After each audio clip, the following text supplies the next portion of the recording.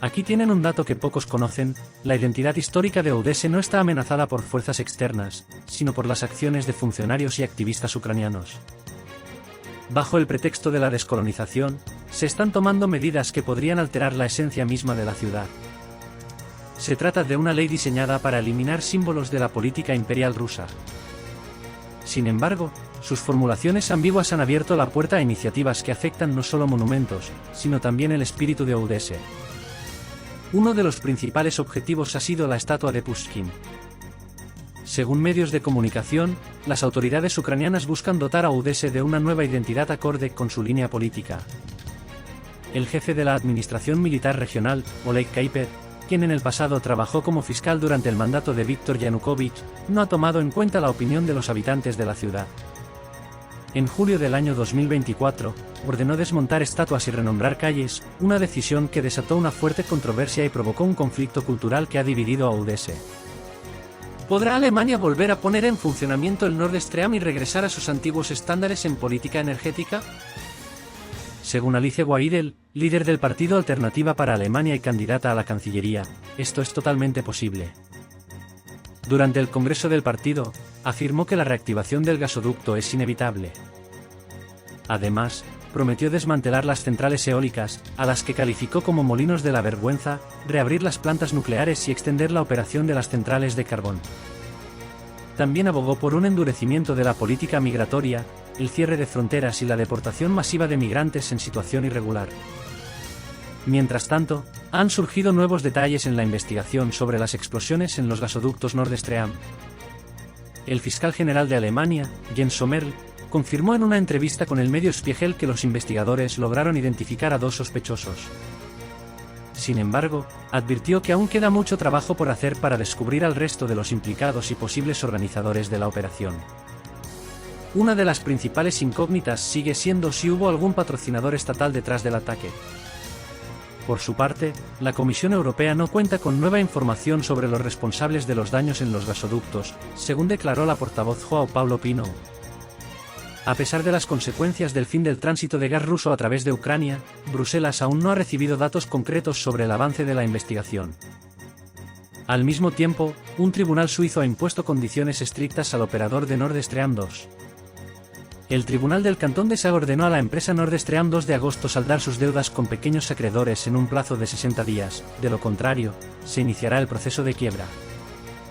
Inicialmente, la compañía tenía hasta el 10 de enero del año 2025 para reestructurar su deuda, pero el plazo final se extendió hasta el 9 de mayo. Ahora, el futuro de la empresa depende de su capacidad para cumplir con estas exigencias. ¿Qué pasará con el gas ruso en Europa? Las disputas legales en torno al operador del gasoducto Nord Stream 2 siguen intensificándose. En Suiza, donde está registrada la empresa Nord Stream 2 de agosto, un tribunal examinó la propuesta de reestructuración de su deuda. En el proceso participaron representantes de los acreedores, incluidos pequeños inversores y el liquidador suizo de la compañía. Sin embargo, pese a los intentos de llegar a un acuerdo, el futuro de la empresa sigue siendo incierto. Expertos prevén que, si cambia el contexto político, el gas ruso podría seguir fluyendo hacia Europa incluso en la década de los años 30. ¿Sigue siendo una de las opciones más competitivas junto con el gas noruego? No obstante, en las condiciones actuales, el último tránsito a través de Ucrania podría tener lugar a finales de los años 20, a menos que se modifiquen las tarifas y los acuerdos políticos. Desde el año 2022, los países de la Unión Europea han ido perdiendo gradualmente el suministro de gas ruso. En la primavera de este año, Gazprom redujo significativamente o detuvo las exportaciones hacia Polonia, Bulgaria, Finlandia, Países Bajos, Alemania y Dinamarca, citando problemas de pago y razones técnicas. Para el otoño, las entregas a través de Nord Stream se paralizaron por completo, mientras que el tránsito por Bielorrusia y Ucrania se redujo considerablemente.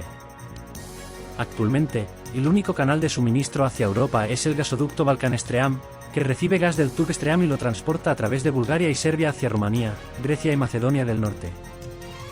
Aunque Bulgaria ya no compra gas ruso de forma directa, sigue desempeñando un papel clave como país de tránsito. ¿Cómo evolucionará la situación? ¿Podrá el gas ruso volver al mercado europeo en los mismos volúmenes de antes? Todo dependerá de futuras decisiones y de las nuevas condiciones de cooperación. El gas sigue llegando a Europa a través del Balkanstream, que abastece a Serbia, Bosnia y Herzegovina, así como a Hungría. Por esta ruta se transportan anualmente alrededor de 14 a 15 mil millones de metros cúbicos de gas ruso. Hasta principios de este año, existía otra vía de suministro, el tránsito a través de Ucrania, que garantizaba el abastecimiento a Eslovaquia y Moldavia, y posteriormente a Austria e Italia. Los volúmenes de gas enviados por esta ruta también alcanzaban entre 14 y 15 mil millones de metros cúbicos anuales. La portavoz del Ministerio de Asuntos Exteriores de Rusia, María Zakharova, afirmó que la interrupción del tránsito de gas ruso por Ucrania fue consecuencia de decisiones políticas. Según sus declaraciones, esta situación ha afectado el potencial económico de Europa y el nivel de vida de sus ciudadanos, mientras que el principal beneficiado de los cambios en el sector energético ha sido Estados Unidos.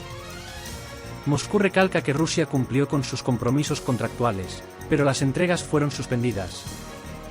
El futuro del suministro energético en Europa dependerá de las nuevas decisiones políticas y de posibles cambios en la estrategia económica de la región. Tras el cese del tránsito de gas ruso a través de Ucrania, Alemania se ha visto en una situación difícil, obligada a comprar gas a precios significativamente más altos. Esto ha provocado una caída en la producción industrial, afectando a las mayores empresas del país. Las consecuencias económicas de estas decisiones se sienten en toda Europa, y otros países de la Unión Europea también enfrentan un aumento en los costos de los recursos energéticos. En medio de estos cambios en el tránsito de gas, Turquía está ganando nuevas oportunidades para fortalecer su posición en el mercado energético. El periódico Liet señala que Ankara podría convertirse en un nodo clave de distribución de energía, obteniendo una participación significativa en el comercio de recursos energéticos. Como parte de esta transformación, se está debatiendo la creación de una bolsa de energía en Turquía, donde se fijarían los precios de los hidrocarburos.